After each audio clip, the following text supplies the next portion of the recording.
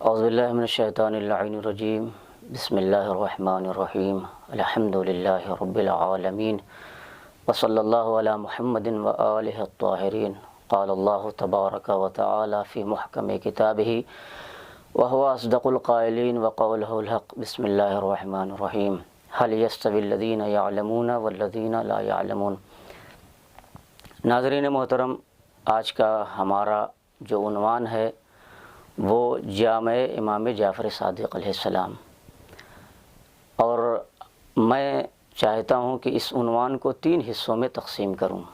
پہلا عنوان ہے امام جعفر صادق علیہ السلام بحیثیت استاد، اور دوسرا عنوان ہے جامع اہل بیت یا جامع امام جعفر صادق، اور تیسرا عنوان ہے اس جامعہ یا یونیورسٹی یا دانشگاہ کے جو طلباء ہیں۔ تو آئیے پہلے عنوان پر گفتگو کرتے ہیں کہ امام جعفر صادق علیہ السلام بحیثیت استاد۔ آپ بہتر جانتے ہیں کہ امام جعفر صادق علیہ السلام کا خاندان، نسب، اس پہ بحث نہیں کرنی ہے، لیکن امام جعفر صادق علیہ السلام بحیثیت استاد آپ بہتر جانتے ہیں کہ جب کوئی بھی دانشگاہ یا یونیورسٹی یا جامعہ یا درسگاہ جو بھی کہہ لیجیے اپنی زبان میں جب قائم کی جاتی ہے، اور اس میں مختلف شعبے ہوتے ہیں، فلسفے کا شعبہ ہے، قرآن، حدیث، اور جتنے بھی علوم دنیا میں پائے جاتے ہیں، طب، کیمیا، فزیا اور بہت سے علوم ہیں۔ تو جب اس شعبے کی بات آتی ہے، مثلا شعبہ طب میں پڑھانا ہو تو اس کے لیے ایک ماہر استاد تلاش کیا جاتا ہے۔ ہر شعبے کے لیے ایک ماہر استاد کی ضرورت پڑتی ہے، اور یونیورسٹی کے آج کی یونیورسٹیوں کا معیار یہی ہے، جامعات کا، کہ جو جس شعبے کا ماہر ہوتا ہے اسی اعتبار سے اسے وہ علوم یا فنون پڑھانے کے لیے دیا جاتا ہے۔ بالکل دسترس حاصل ہو، اسے ماہر ہو اور نابغہ دہر ہو تو اسے اس فن دیا جاتا ہے۔ اور یہ بھی طے شدہ بات ہے یونیورسٹیوں کی کہ ایک فن کا ماہر دوسرے فن کو نہیں پڑھا سکتا۔ مثلا میں شعبہ طب کا ماہر ہوں تو طب کے علاوہ دوسری علوم کو مکمل طور سے نہیں پڑھا سکتا ہوں، یا اس طریقے سے علوم قرآن ہو، علوم احادیث ہو، تفسیر ہو، طب ہو، علم حیوان ہو، علم نباتات ہو، علم جمادات ہو، بغیر جتنے علوم دنیا میں پائے جاتے ہیں، یونیورسٹی کا قانون یہ ہے، امتیاز کہیے اسے، جو ہمارا موضوع ہے، ممیزات کہیے، خصوصیات کہیے، امتیازات کہیے، یہ سب کے سب لحاظ رکھے جاتے ہیں، ملحوظ خاطر رکھے جاتے ہیں کہ یونیورسٹی کے قانون کے تحت ایک شعبے کا ماہر دوسرے شعبے میں نہیں پڑھا سکتا ہے۔ مگر یہ کمال صرف اور صرف یا امتیاز کہیے یا خصوصیت کہیے، یہ اس یونیورسٹی کو حاصل ہے کہ یہاں تنہا صرف ایک استاد ہے جسے امام جعفر صادق علیہ السلام کہا جاتا ہے۔ اور اس یونیورسٹی کے اس استاد کا کمال کیا کہنا کہ جتنے بھی علوم ہیں امام نے سارے علوم کو اکیلے اپنے دم پر امام نے پڑھایا ہے، اور ایسے نہیں پڑھا دیا ہے، نہیں بلکہ ایسے شاگرد تیار کیے ہیں جو اپنے فن میں مکمل کتاب اور کامل نصاب کہلانے کے لائق ہیں۔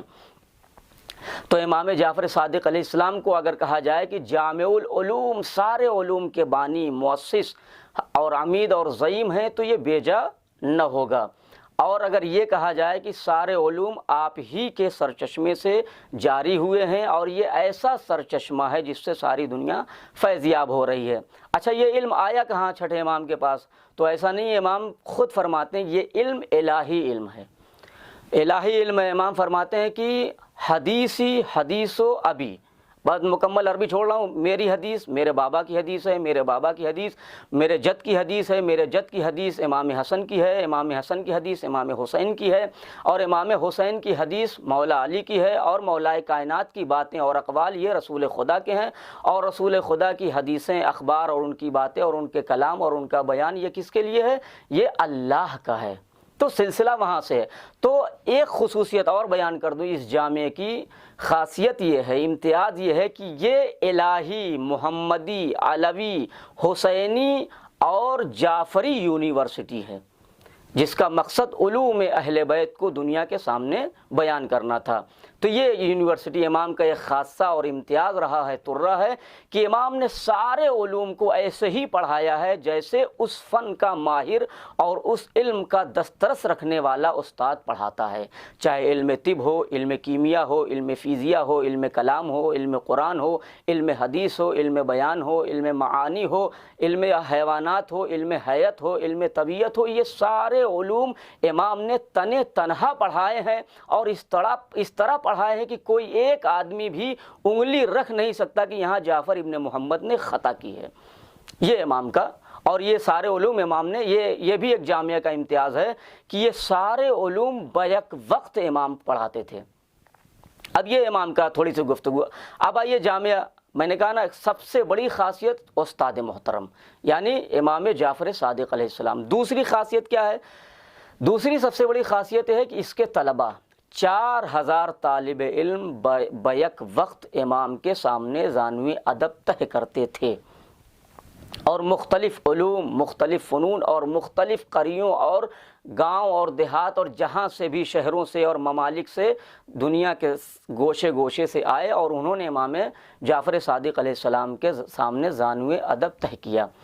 اور اس جامعہ کی ایک خاصیت ہے کہ امام اپنے طلباء کو کتابت اور حفظ کرنے کی تعلیم دیا کرتے تھے۔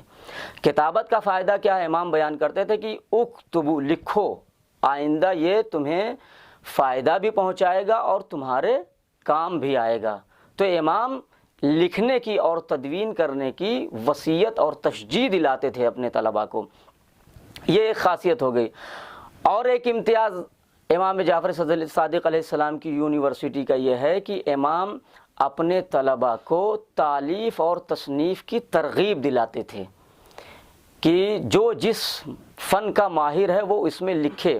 اور ایسا نہیں ہے کہ امام جعفر صادق علیہ السلام نے اپنے طلباء کو مثلاً نہیں، پڑھانے کے ساتھ ساتھ انہیں خصوصیات سے نوازا ہے، امتیازات سے نوازا ہے، کہ مثلاً کوئی جیسے جابر ابن حیان علم طب اور علم کیمیا کے ماہر مانے جاتے تھے، اور انہوں نے اس فن میں بہت سی کتابیں لکھی ہیں جو آج یورپ کی یونیورسٹیوں میں چلتی ہیں، اور انہیں بابائے طب اور ابو الکیمیا کے نام سے یاد کیا جاتا ہے۔ یہ امام جعفر صادق علیہ السلام کے شاگرد رشید تھے، اور انہوں نے علم طب کے سلسلے سے بہت سی کتابیں لکھی ہیں۔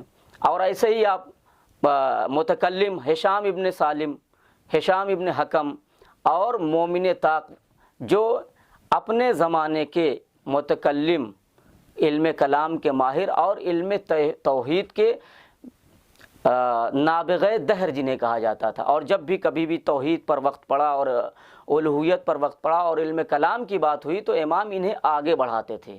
اور ایک خصوصیت نوٹ کر لیجئے کہ اس میں امام جعفر صادق علیہ السلام کی یونیورسٹی یا جامعہ امام جعفر صادق علیہ السلام کا امتیاز یہ ہے کہ آپ اپنے طلباء کو مناظرے کے لیے تشویق دلاتے تھے، تشجیع دیتے تھے مناظرہ کرنے کے لیے، اور مکمل اعتماد، یہ بھی ایک خصوصیت ہے، مکمل اعتماد طلباء پر رکھتے تھے کہ جو ہم نے پڑھایا ہے آیا وہ اس میں مکمل اتر رہے ہیں یا نہیں اتر رہے ہیں۔ تو مکمل طور سے امام نے بھروسہ کیا ہے اپنے طلباء پر۔ جیسے ایک واقعہ ملتا ہے جناب ہشام ابن حکم کے لیے، جو علم کلام متکلم تھے اور علم توحید پر دسترس رکھتے تھے۔ امام سے آیا ایک شخص، کہہ رہا مولا میں آپ سے مناظرہ کرنا چاہتا ہوں۔ تو امام نے کہا کس چیز میں مناظرہ کرنا چاہتا ہے؟ کہا میں اللہ کے سلسلے میں، اس کی وحدانیت کے سلسلے میں آپ سے مناظرہ کرنا چاہتا ہوں۔ تو امام نے کہا کہ اپنے فلاں شاگرد یعنی ہشام کو بلایا اور کہا کہ تو ان سے مناظرہ کر لے۔ اس نے کہا نہیں مولا میں آپ سے مناظرہ کرنے آیا ہوں، میں آپ سے مناظرہ کرنا چاہتا ہوں۔ تو امام نے کہا نہیں تو میرے شاگرد ہشام سے مناظرہ کر، ہشام ابن حکم سے۔ کہا نہیں میں آپ سے، جب بضد رہا تو امام نے ایک جملہ کہا، اگر تو نے انہیں مغلوب کر دیا تو سمجھ لینا کہ تو نے مجھے مغلوب کر دیا ہے۔ یہ دیکھیے مکمل اعتماد اپنے پڑھائے ہوئے طلباء، اور اس یونیورسٹی کا امتیاز مکمل اعتماد اور بھروسہ۔